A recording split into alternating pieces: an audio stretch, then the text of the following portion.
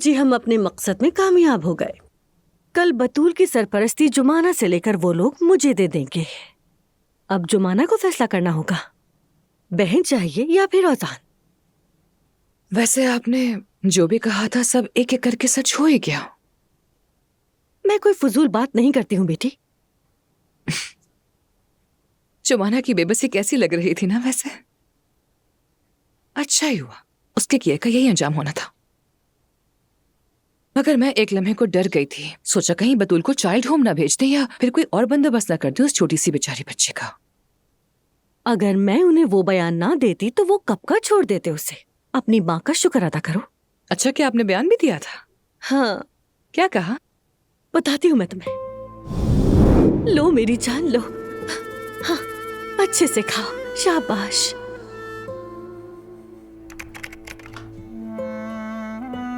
ये बच्ची मेरे शौहर की अमानत है ऑफिसर साहब, मगर मैं संभाल नहीं पा रही। इसकी सरपरस्ती इसकी बहन के पास है, जो भी चाहती है इस बच्ची से करवाती है। मैं तो वैसे ही बदनाम हूँ सौतेली माँ के तौर पर। मतलब हर बात का इल्जाम हर बार वो मुझ पर ही डाल देती है। ये भी इल्जाम डाल देना चाहती थी, मगर अल्लाह का शुक्र है कि इस बार वो खुद फंस गई। वैसे पहले क्या हुआ था? अरे क्या बताऊं, मत पूछिए ऑफिसर साहब। ये पहली बार नहीं हुआ है। हमारे घर के करीब एक शॉपिंग मॉल है जहाँ इस बच्ची ने काम किया है। उसके ट्रैफिक सिग्नल पर सारी गर्मियों में इस बच्ची से गाड़ियों के शीशे साफ करवाती रही है। इस बात की उसे जरा शर्म नहीं आई ऑफिसर साहब। क्या मैं एक टिश्यू ले सकती हूँ?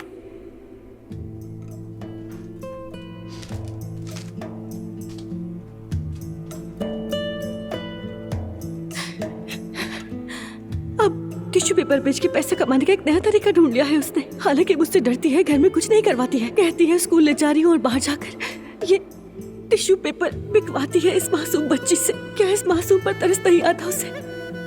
इसका बाप सुनेगा तो टूट जाएगा। मैं इसकी इन हरकतों से बहुत परेशान हूँ।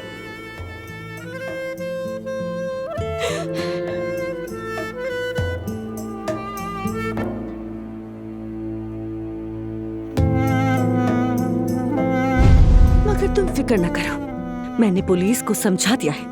कहा जुमाना को कुछ मत बताना। मैंने कहा कि अगर उसे बता दिया तो हमारा घर टूट जाएगा।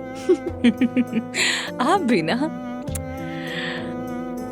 आप मेरी सुपर हीरो है, मेरी प्यारी अम्मी।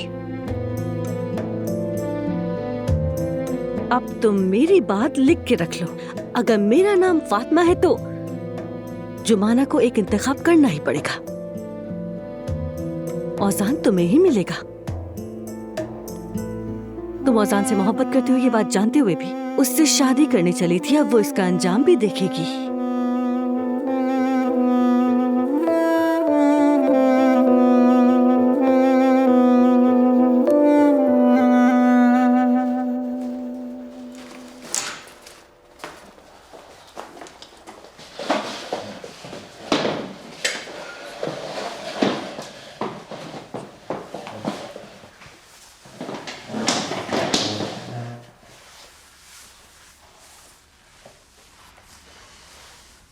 मेरी जान, देखो थकन की वजह से सो गई है ये। जाहिर है सारा दिन परेशान रही है।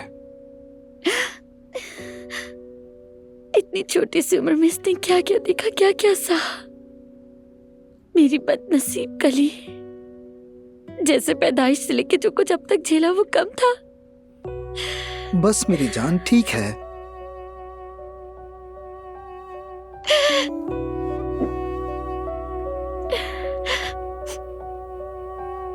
और हमें सरप्राइज देने के लिए पैसे कमाने की कोशिश कर रही थी। मेरी नरम दिल वाली बहन। ठीक है, अब मत रो प्लीज। देखो सब ठीक हो जाएगा। कब हुसैन? कब ठीक होगा हुसैन? मैं जब समझती हूँ कि हमारी जिंदगी अब बेहतर हो जाएगी, अपनी राह पर आ जाएगी, लेकिन तभी कोई मसला आ जाता है। हुसैन, मैं इन हालात से थक गई हूँ। मैं वाकई बहुत थक चुकी हूँ। मैं थक गई हूँ हुसैन, मैं बहुत थक गई।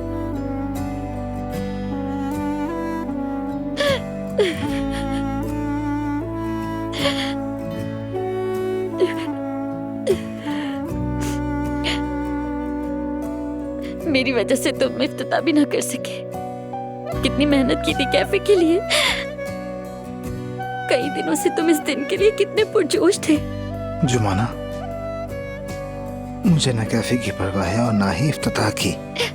मुझे सिर्फ तुम्हारी फिक्र है और बतूल की, और कुछ नहीं। ओज़ान, शुक्र है कि तुम हो। तुम मेरे साथ हो, यही काफी है। तुम मेरी ताकत हो। वैसे भी मेरे पास इस जिंदगी में तुम्हारे और बतूल के सिवा और कोई भी नहीं है। साफ जाहिर है कोई गलतफहमी हुई है, मगर कल सारी हकीकत सामने आ जाएगी। ओज़ान, वो मुझसे नहीं लेंगे ना बतूल को? आखिर तुम उसका इतना ख्याल रखती हो, जो ये देखे कि तुम उसे अपनी पलकों पर रखती हो और कभी कोई नुकसान नहीं पहुंचा सकती। वो फौरन समझ जाएगा, जज साहब भी समझ जाएंगे। देखो, अब डरना बंद करो, ठीक है? बिल्कुल डरने की जरूरत नहीं। कल हम बेहतरीन वकील के साथ जाएंगे और वहां से तुम, मैं, बतूल एक साथ निकलेंगे। ठीक है मेरी जान? ठीक है, ठीक है।